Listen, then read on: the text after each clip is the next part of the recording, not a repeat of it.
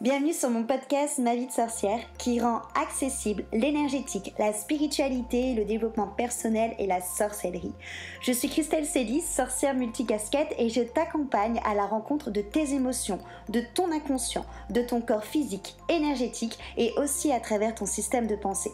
Tu l'auras compris, ensemble on part à la rencontre de ton intériorité dans sa globalité afin que tu deviennes la reine de ta vie et ainsi transformer tes freins, tes blessures et tes croyances limitantes. Ici, dans ce podcast authentique et frais, je partage avec toi des sujets autour de réflexion, de développement perso et spirituel, de pratiques et d'outils magiques. Seul ou accompagné, je fais un point d'honneur à rendre chaque épisode complet, ludique et accessible pour que tu puisses incarner la sorcière moderne, la femme sauvage et sacrée que tu es. Et si cet épisode ou ce podcast peut résonner avec quelqu'un de ton entourage ou lui être utile, je t'invite à le partager et même à le noter avec la note de ton choix.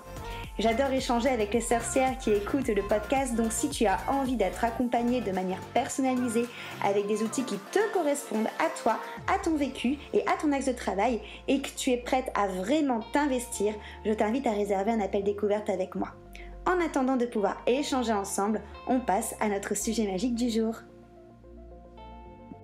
Hello à toutes, bienvenue dans le podcast de Ma vie de sorcière, je suis Christelle et aujourd'hui je t'accueille autour de mon micro magique pour te parler de magie justement. J'avais envie de te parler de pratiques magiques et de comment créer ta propre magie. C'est super important parce que vous êtes nombreuses à m'envoyer des messages pour savoir quand est-ce qu'il faut faire tel rituel, quand est-ce qu'il faut utiliser tel objet, comment est-ce que j'ai trouvé ma propre magie, comment est-ce que j'ai créé mes propres rituels. Et en fait, la solution est très simple. Ce que je te conseille de faire, c'est d'expérimenter et surtout de créer ta propre magie.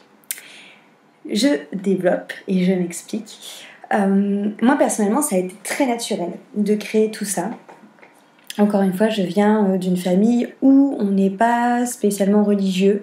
Je dirais que j'ai fait ma première et ma seconde communion plus parce que ça se faisait depuis super longtemps dans ma famille et qu'on se posait pas de questions.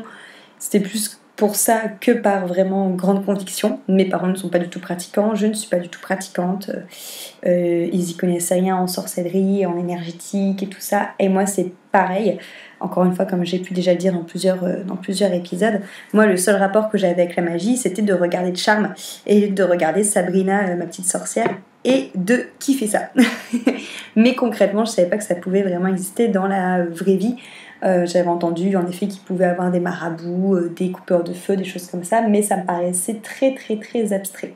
Déjà ça c'est un premier point parce qu'en effet tu n'es pas obligé de venir d'une famille qui se passe de génération en génération, les prières de génération en génération, des types de pratiques pour créer ta propre pratique. Ça c'est plutôt cool parce que tu peux vraiment créer la tienne de toi-même. Tu n'as pas besoin d'avoir vraiment cette notion d'hérédité, je dirais, dans la magie.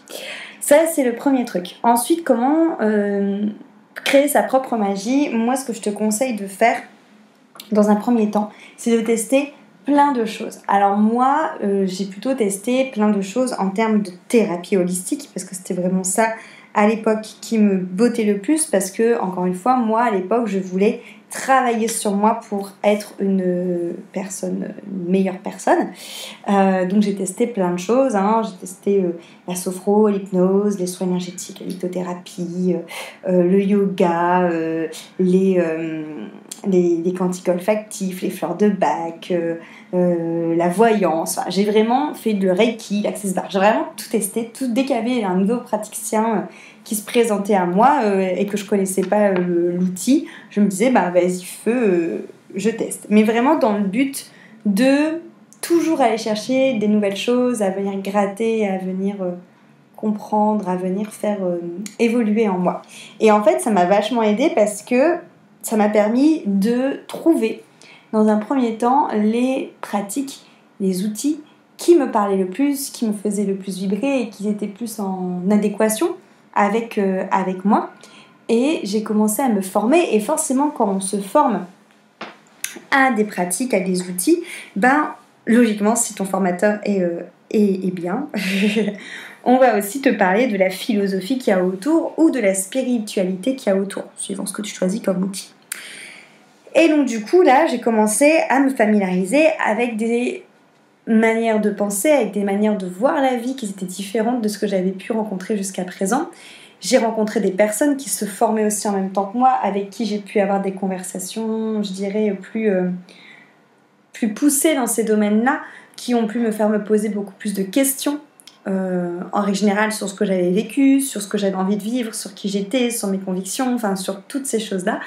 Forcément, c'est là où c'est pas très agréable parce que tu tombes toujours dans ce moment où tu déconstruis tout ce que tu as construit depuis enfant en te rendant compte qu'en fait ce n'est pas vraiment toi, que tu as essayé de rentrer dans les cases que la société te demandait de rentrer mais qu'en fait ça ne te correspond pas. Donc ça pour le coup c'est très inconfortable parce que c'est totalement déstabilisant, tu sais plus qui t'es, tu sais plus où tu vas. Et surtout, moi je sais que je regardais beaucoup les gens autour de moi qui ne faisaient pas forcément tout ça et je me disais mais ça a l'air tellement beaucoup plus simple en fait quand on se pose pas de questions. Donc voilà. Mais j'ai vraiment pratiqué, expérimenté et c'est naturellement en fait que ces philosophies, que la connaissance, je dirais, de tout ce qui est invisible des maîtres ascensionnés, des archanges, du surmoi, de l'univers, du tout ça est venu à moi grâce aux outils que j'ai appris et grâce à la philosophie et aux questionnements et aux partages que j'ai pu avoir. Donc déjà, ça pour te dire que je n'ai pas eu, je dirais, de rites initiatiques ou de choses à apprendre et tout ça, c'est vraiment au cours d'échanges et de partages que j'ai compris certaines choses et qu'après j'ai eu envie d'approfondir avec des lectures, avec des podcasts, avec des échanges encore plus poussés avec d'autres personnes. Enfin voilà, c'est vraiment un parcours très personnel jusqu'au moment où j'ai eu envie d'encore plus m'investir là-dedans en me disant que j'avais envie de pratiquer vraiment régulièrement et de créer une pratique de connexion à mon surmoi, de connexion à mon intuition, de connexion à toutes les énergies pour être plus alignée, pour être plus ancrée, pour être plus dans le cœur, pour avoir une clairvoyance et un discernement plus aiguisé. Et c'est là en fait où je te dis que ça a été très intuitif pour moi, dans le sens où personnellement je me suis jamais posé la question de qu'est-ce qu'il faut faire, qu'est-ce qu'il faut pas faire, comment il faut faire. C'est très naturel pour moi. Donc, et c'est ça là-dessus que j'aimerais en fait te rassurer. C'est que oui, en effet, il y a des choses à savoir, de type en effet ne pas parler avec le bas astral, ne pas aller fricoter avec des énergies beaucoup plus basses, avec les morts, toutes ces choses-là. Mais je dirais que ça entre guillemets un petit peu du bon sens peut-être, enfin, en tout cas de mon prisme à moi ça en est. Mais après, sur vraiment, est-ce qu'il faut allumer telle bougie, est-ce qu'il faut faire ça à telle heure, quel quartier de lune et tout ça, moi pour le coup c'est vraiment quelque chose que je ne me suis jamais posé la question et que je ne me pose pas la question parce que le problème quand c'est trop ritualisé, quand c'est trop charté, quand c'est trop, je dirais, un peu psychorigide, un peu sévère par rapport à des règles, que je comprends pourquoi elles peuvent exister, mais moi en fait le problème que j'ai avec ça, c'est que j'ai une sensation que du coup la pratique devient plus mentale, parce que tu passes ton temps finalement à remplir un calendrier, un planning par rapport au moment où tu dois faire les choses. Et du coup, tu es plus dans le ressenti et dans l'être, tu n'es plus dans cette notion en fait de intuition, je fais cette chose-là parce que c'est naturel et que j'ai envie de le faire sur le moment, parce que pour moi ça a du sens. Tu es plus dans cette notion de je fais ça parce qu'on me l'a dit. Ça n'a peut-être pas forcément du sens pour moi, c'est peut-être pas forcément juste pour moi, mais ça répond aux critères. Et ça pour moi c'est pas de la magie parce qu'on est très dans le mental, on n'est plus dans l'espace du cœur. Et c'est pour ça que je voulais faire ce podcast pour vraiment en fait te dire que le plus important c'est que tu crées ta propre magie, que tu trouves ta propre magie et que tu crées toi-même tes propres rituels. Et c'est carrément ok en fait. Et encore une fois, être quelqu'un de spirituel, c'est pas forcément parce que tu vas penser, je sais pas moi, mettre tout le temps tes cristaux à la nouvelle ou à la pleine lune, que tu vas être quelqu'un de spirituel. C'est bien parce que tu vas t'occuper de tes pierres, mais c'est pas ça qui va faire de toi quelqu'un de spirituel. Quelqu'un de spirituel, ça va pas être quelqu'un qui a genre 20 oracles, qui achète 30 livres de développement perso et spirituel et qui fait brûler des encens tous les jours. C'est pas ça non plus. quelqu'un de spirituel, ça va vraiment en fait finalement être quelqu'un, à mon sens, qui va faire mettre la spiritualité dans sa vie de tous les jours, sans froufrou, sans forcément de matériel, mais juste qui prend le temps de se connaître. Faut pas oublier qu'à la base, la définition du mot sorcière, c'est les personnes qui apprennent à se connaître et qui cherchent le pourquoi, du comment telle chose est arrivée et qui fait en sorte d'engendrer des transformations pour ne plus que ça arrive et du coup de créer sa vie. À la base, la définition du mot witch, sorcière, c'est vraiment ça. Et pour moi, la spiritualité, en fait, c'est vraiment relié à ça, en fait. Pour moi, la spiritualité, c'est comprendre, c'est une notion de foi en toi, de foi en la vie, t'appelles ça comme tu veux, mais c'est une notion de foi et une notion, en fait, de regarder le monde avec des yeux d'amour parce que t'es plus dans le jugement par rapport à ce monde, parce que tu le comprends et tu acceptes la dualité de ce monde. Et c'est surtout par rapport à toi, parce que forcément on arrive à faire ça avec le monde quand on arrive à le faire avec soi-même. Et c'est comprendre, en fait, prendre ses responsabilités et comprendre que tu peux créer ta vie, que tu as la main mise dessus et que tu prends le temps de réfléchir à ce que tu as vraiment envie, à être vraiment aligné avec ce qui te fait vibrer, à ce qui te ressemble et que tu prends du temps pour toi. En fait, tout simplement, pour moi, la spiritualité, ça pourrait être carrément relié avec la définition que certaines personnes ont de l'égoïsme, mais qui pour moi, être égoïste, c'est quelque chose de bien. Parce qu'au moins, on pense à soi, on se fait du bien à soi, on se fait passer au premier plan, et on n'est pas frustré en se disant « Oh, personne ne m'aime, personne ne s'occupe de moi », parce qu'en fait, on le fait pour soi. Et donc, du coup, ça résout beaucoup de problèmes de dépendance affective, beaucoup de problèmes de relations malsaines, beaucoup de problèmes d'attente et beaucoup de problèmes de jugement et de frustration. Et du coup, pour moi, voilà, encore une fois, la spiritualité, c'est pas dans le fait d'avoir quelque chose, c'est dans le fait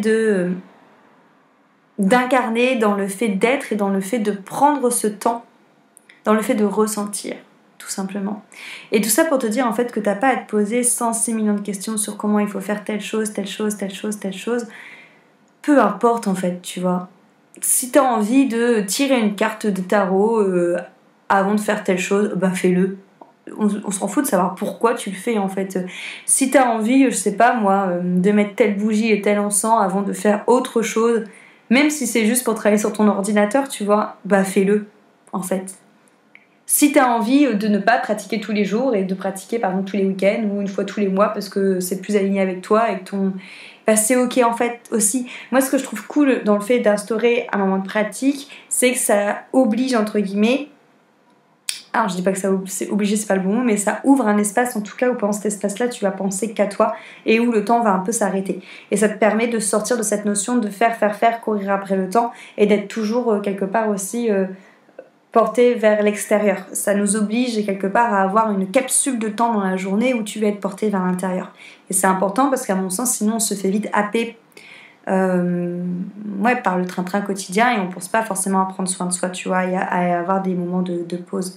Mais si c'est pas ok avec toi de faire ça, c'est ok en fait. Et t'es pas obligé de le faire tout le temps, tu vois. Moi, il y a eu un moment où... j'en ai eu marre en fait de justement tout ce côté spirituel. J'ai eu l'impression en fait que c'est tout, on était dans la matière et puis qu'il n'y avait rien d'autre et que ça servait entre guillemets à rien, et j'ai été des mois sans faire de pratique et après j'ai repris. Et en fait c'est ok parce que finalement ma pratique spirituelle, malgré que je la faisais plus le matin, je l'avais quand même encore en journée par des pensées que j'avais et surtout par une foi que j'ai envers la vie, envers l'univers qui est là, tu vois. Même si des fois elle part aussi, et c'est normal parce que je suis humaine, tu vois. Et que du coup des fois mon mental et mon ego s'en mêlent et fait grossir une mayonnaise et fait que je doute.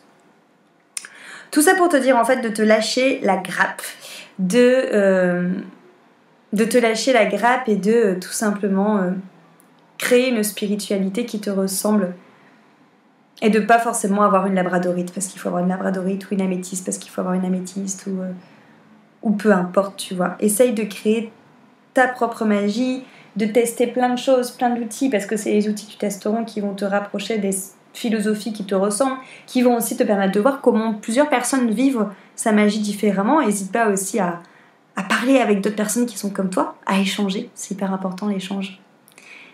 Et tout simplement à faire ce que tu fais dans la joie. En fait, à partir du moment où tu suis des règles qui te font chier plutôt qu'autre chose et que tu te retrouves à te faire des rituels de la spiritualité, de la sorcellerie ou du développement perso parce que c'est bien de le faire et alors qu'en fait ça te fait vraiment vraiment chier parce que c'est contraignant, parce que t'as pas envie d'être une meilleure version de toi-même pour plein de raisons, bah dans ce cas fais le pas et trouve quelque chose qui te met en joie parce que l'énergie de la joie c'est l'énergie la plus importante et la plus forte avec l'amour qu'on peut avoir pour manifester et pour créer dans cet univers. Donc voilà, juste pour te dire en fait, je sais que c'est facile à dire parce qu'il y a souvent des peurs quand on crée sa propre magie de oui mais si j'appelle une entité mauvaise, oui mais si, oui mais si, oui mais si. Moi je veux dire c'est un truc que j'ai jamais eu peur et je pense que j'y ai jamais même pensé en fait qu'il pourrait m'arriver quelque chose de mauvais. Pourtant ça m'est déjà arrivé en effet d'avoir des comment je veux dire, des énergies un peu plus basses qui viennent me voir quand je faisais des rituels. Mais c'est pas grave en fait, je leur ai demandé de partir, j'ai nettoyé. J'ai eu la chance que ça s'est toujours fait assez facilement en fait, où elles sont parties facilement et voilà. Mais donc pour te dire que oui ça existe et oui en effet faut pas faire n'importe quoi, ça c'est une certitude. Mais c'est pas pour autant qu'il faut être tout le temps dans la peur en fait. Juste kiffe, amuse-toi et fais des choses avec des bonnes intentions. C'est le plus important. Et kiffe bien ta magie. Encore une fois, si tu as besoin de plus de conseils, si tu as envie que je t'accompagne dans justement cet développement de clairvoyance, de magie, de toutes ces choses-là, l'accompagnement élévation est parfait pour ça. Et après, si par contre tu as envie de travailler des thèmes très précis et surtout être en contact avec des sorcières qui te ressemblent, qui ont les mêmes envies, les mêmes questionnements que toi, là je t'invite vraiment à faire plutôt le coaching collectif Immersion qui dure sur 10 jours, qui a 5 modules où c'est très intense, où ça te permet vraiment de créer des liens très forts avec des personnes comme toi et de travailler une thématique précise et il y a des véritables transformations qui sont géniales. Voilà, il suffit d'aller voir mon univers pour que tu puisses voir la différence entre ces deux prestations-là, mais je serais ravie de te retrouver là-dessus. S'il y en a une des deux sorcières gardiennes, élévation ou immersion qui t'inspire, tu peux prendre un appel découverte avec moi pour qu'on puisse échanger là-dessus et voir ce qui te correspondrait le mieux. En tout cas, merci beaucoup pour ton écoute. J'attends vos questions si vous en avez sur Insta par rapport à ce podcast-là ou par mail. N'hésite pas à partager cet épisode si tu penses qu'il peut parler à quelqu'un d'autre ou à mettre une petite note. Et je te dis à très vite. Bisous!